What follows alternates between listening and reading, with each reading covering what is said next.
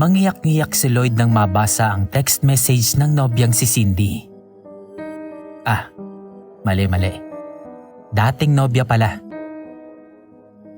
Mangiyak-ngiyak ang lalaki nang mabasa ang mensahe ng ex-girlfriend na si Cindy. Nakikipaghiwalay na nga kasi ito sa kanya. At ang mas malala pa ay ayaw na raw siya nitong makita.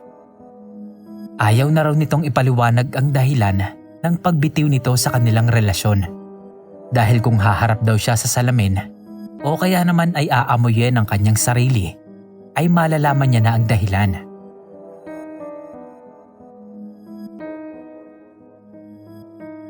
Natuluyan na ngang ngumawa ang pobre. Wala siyang pakialam kung mukha man siyang biik na hinihika. Wala namang nakakakita sa kanya sa loob ng kanyang bahay. Sa katunayan nga, ay kahit siya ay hindi na rin halos makakita sa dilim ng kanyang kabahayan. Lalo tuloy humagulgol ang lalaki. Paano ba naman? Kahit may kadiliman ang kanyang bahay, ay naaamoy naman niya ang kanyang katawan at hininga. Hindi nga kaaya-aya ang kanyang samyo, o mas tamang sabihing hangyod.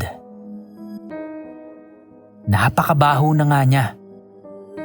Pero ano bang pakialam niya? Ngayong tuluyan na siyang hiniwalayan ni Cindy, ay sino pa ang aamoy sa kanya? Sino pa ang pagpapabanguhan niya? Tuloy ay lalo siyang nawalan ng ganang maglinis ng katawan at bahay.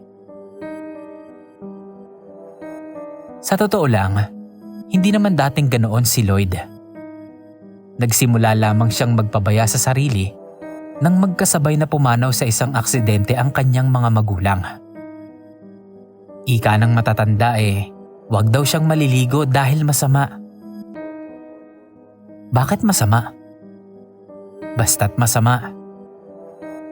Maniwala na lang daw siya dahil wala namang mawawala. Siya sige, wala naman ngang masama. Ilang araw ngang hindi nakapaligo ang binata. Wala na rin naman siyang oras. Dahil sa pag-aasikaso pa lamang ng libing ng kanyang mga magulang ay hindi na siya magkanda o gaga. Tinutulungan naman siya ni Cindy. Ang noon ay maalaga niyang nobya. Kaya lamang ay hindi na maaaring siya na lamang ang asikasuhin ni Cindy. Hindi naman sila mag-asawa. May sarili din itong buhay.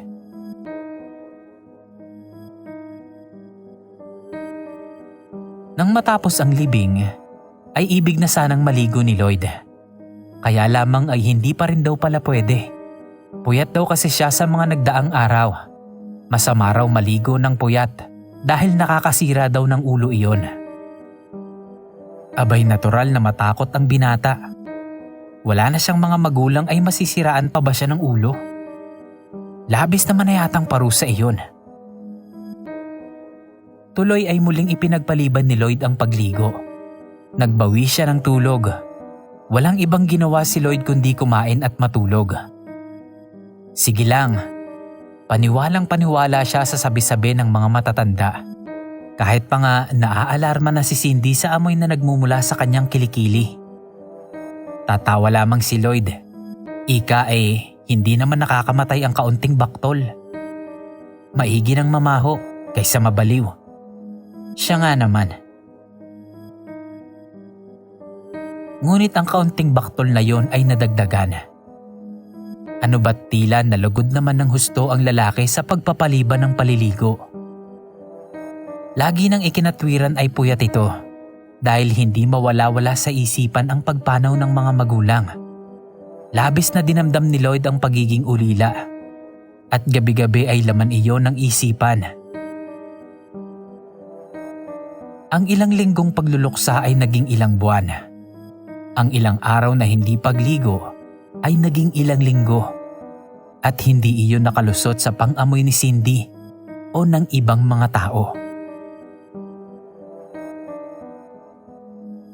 Parati na ay sinasabihan si Lloyd na maghilamos o magpunas man lamang sana kung ayaw nitong maligo. Ngunit bingi ang lalaki, literal. Dahil bukod sa hindi pagligo, ay hindi na rin pala ito naglilinis ng tainga. ni hindi nga nagsisipilyo. Talagang kinalimutan na ang sariling kalinisan. At ang parating dahilan ay ang pagluluksa nito. Kesyo depressed na raw, kaya walang gana sa buhay. Sinusubukan naman ni Cindy na unawain ang lalaki. Nagtiis ang dalaga. Ngunit may hangganan ang lahat. Nakakasawang unawain ang isang taong mismong sarili niya ay hindi nauunawaan. Halatang halata kasi sa itsura ni Lloyd na hindi na lamang simpleng pagligo at pag-unawa ang kailangan nito. Kailangan na ni Lloyd ang profesional na tulong ng dalubhasa sa sakit ng pag-iisip. Ngunit ayaw tanggapin ng lalaki ang posibilidad na meron na nga itong problema sa pag-iisip. Pagod na si Cindy, kaya hayon, binitawan na nito si Lloyd. Masyado na kasi itong nagiging pabigat at kung hindi siya lalayo ay baka mahawa pa siya sa pinagdaraanan nito.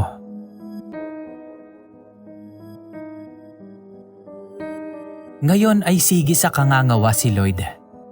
Sige rin siya sa pagsubo ng chicherya.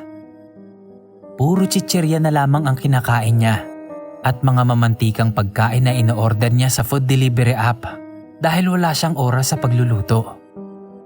Paano nga ay tulog lamang siya ng tulog? At ngayong iniwan na siya ni Cindy, ay kailangan niya muling matulog ng matulog upang makalimutan ang sakit ng panibagong dagok sa kanya ng buhay.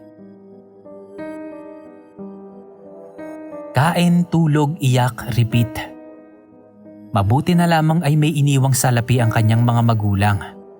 May ipon din naman siya mula sa dating trabaho, kaya hayahay siya kahit nakatambay lang sa bahay. Tuluyan na ngang nilamon ng kung anumang karamdaman sa pag-iisip si Lloyd. Gumigising siya sa araw-araw para lamang umiyak at kumain. Makakatulugan niya ang pag-iyak kahit pangumunguya. At kadalasan ay napapasubsob na lamang siya sa kanyang kinakain. Sa paggising ng lalaki ay gutom na naman ito, kaya muling o-order ng pagkaing maiibigan niya sa app. Binabayaran niya na kaagad iyon, kaya naman iniiwan na lamang ito ng rider sa tapat ng pinto. Ayaw kasi niyang humarap sa ibang tao. Ayaw niyang magbukas ng pinto. Ayaw niyang masikatan ng araw. Katunayan nga ay screen na lamang ng cellphone niya ang nagsisilbing liwanag sa kabahayan at ang paminsan-minsan niyang pagbubukas ng ref.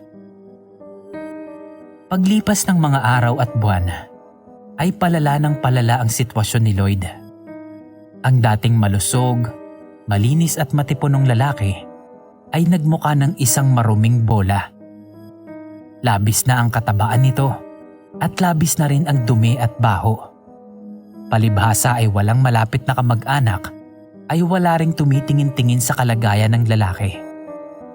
Ang mga dati naman itong kaibigan ay nagsawa na ring mangumusta at magpaalala na ayusin ang sarili. Lugmok na si Lloyd. Kasing lugmok ng kanyang naglalangis na katawan na hindi na nga mabuhat. Sa sobrang katabaan ay hindi na siya halos makabangon sa kama. Hirap na siyang makatayo at makalakad para kunin ang delivery ng pagkain niya. Kaya naman umu-order na siya ng marami sa umaga upang iisang bangon at lakad na lamang. Gugugulin niya ang maghapon sa pagkain at pagtulog sa kanyang kama. At ang mga pinagkainan niya, naroon at nakatambak sa paligid ng kama. Ginagawa niyang inidoro ang mga lalagyan ng pagkain. Sa mga baso ng milk tea siya umiihi at ang mga napkin ang ipinamumunas niya sa kanyang dumi. Paniguradong ang sino mang papasok sa bahay ni Lloyd ay magmamadaling lumabas upang sumuka dahil na rin sa labis na kababuyan ng lalaki. Maliban na lamang sa mga langaw, ipis at daga na siyang siya sa kanyang kadugyutan.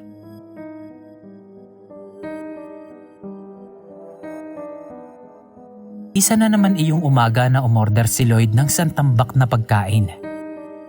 Animo ay isa siyang penguin kung lumakad pabalik sa silid. Sinisipa-sipa niya ang mga kalat na nakaharang sa kanyang daraanan. Sa kasisipa ay tumama ang kanyang hinlalaki sa isang matigas na bagay. Karakay napaaring kingking sa sakit ang matabang lalaki. Nawalan ito ng panimbang at bumagsak sa pinagtambakan ng mga dumi at ihi. Naligo si Lloyd sa sarili niyang bulok at mapanghing kalat. Masuka-suka siya sa nalugmokang dumi. Diring-diri siya at nagsisigaw sa labis na pagkarumi sa sinapit. Lalo pang at bukod sa kadugyotang nakalugmukan, ay iniinda niya rin ang sakit ng hinlalaki. Napaiyak na lamang siya sa kamiserablehan. At sa tuwing siya ay iiyak, ay isang bagay lang ang kasunod noon. Pagtulog. Nakatulog siya sa kalunos-lunos na sitwasyon na yon.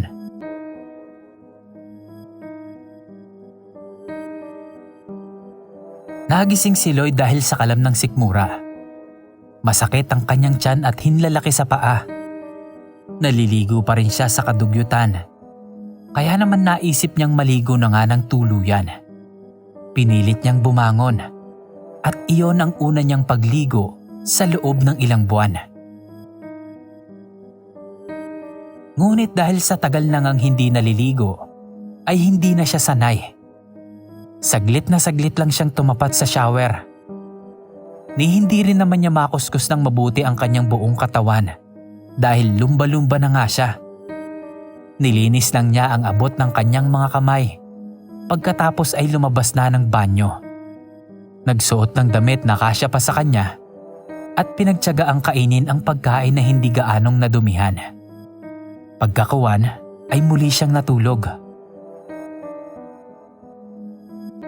Matapos ang insidenteng iyon, ay hindi na nawala ang kirot ng hinlalaki sa paa ni Lloyd. Katagalan nga ay umakyat na ang pananakit noon hanggang sa kanyang binti. Problema pa niya ay hindi niya makita ang sariling paa dahil sa malaking tiyan. Ang solusyon niya noon sa masakit na paa ay ang pagtapat noon sa umaagos na tubig sa banyo. Nawawala ang kirot noon at napapalitan ng kiliti. Hanggang sa isang araw ay hindi niya na matiis ang sobrang kirot. Wala na kasi siyang tubig. Naputulan na siya dahil ilang buwan na pala siyang hindi nagbabayad. Nakalimutan niya.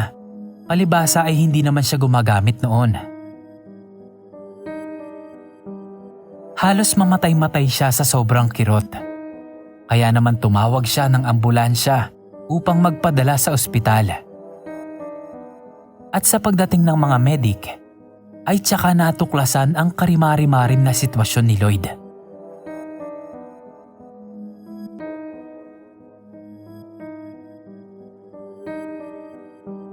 Patong-patong ang face mask ng mga medik na pumasok sa bahay ng lalaki. Naghalo-halo na kasi ang lahat ng klase ng mababahong amoy na nagmumula sa mga lumang pinagkainan. Dumi, ihi, maruming damit na amoy putok, at mga patay na daga. Palibhasa nga ay marumi, ay namugad na ang kung ano-anong mga insekto sa bawat sulok ng bahay. Ugong ng mga langaw ang namamayaning tunog sa loob. May mga patakbo-takbo ring buhay na daga na nagkukutkot sa mga basura. Ang mga ipis ay mistulang mga bubuyog na nag-uumpukan sa pukyutan. Napakarami ng mga yon. At maging ang napakabahong katawan ni Lloyd ay ginagapangan na. Ang siste, sa labis na katabaan at kadugyutan ni Lloyd, ay ginagapangan na siya ng mga ipis at daga. Nakapangingilabot ang sinapit ng mga dagang nagtangkang dumukot ng makakain sa pagitan ng tupi ng kanyang mga taba. Naiipit at namamatay ang mga iyon. Ngunit dahil naipit na nga, ay doon na rin nabubulok. Ilang naaagnas at tuyong daga ba ang nakuha sa pagitan ng kanyang balat.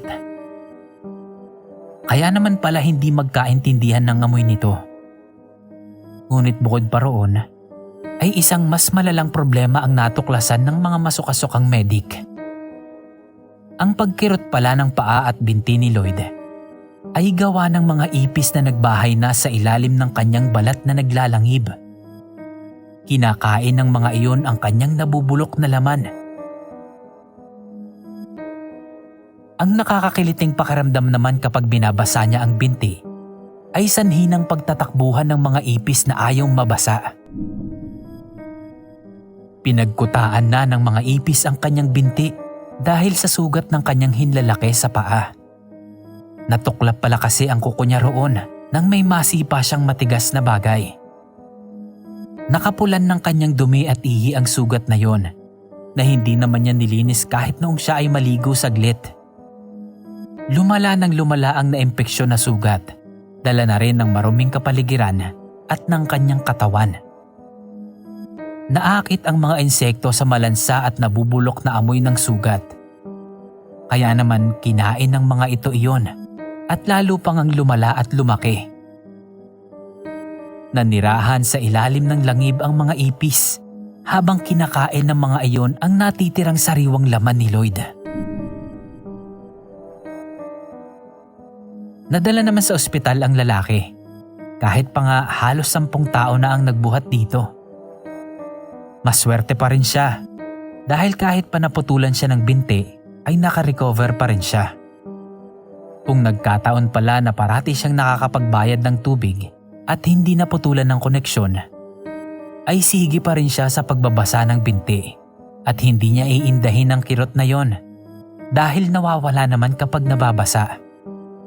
Ano na lang kaya ang matitira sa katawan ni Lloyd sakali mang tuloy-tuloy pa rin sa pagkain ng kanyang laman ang mga ipis na yon.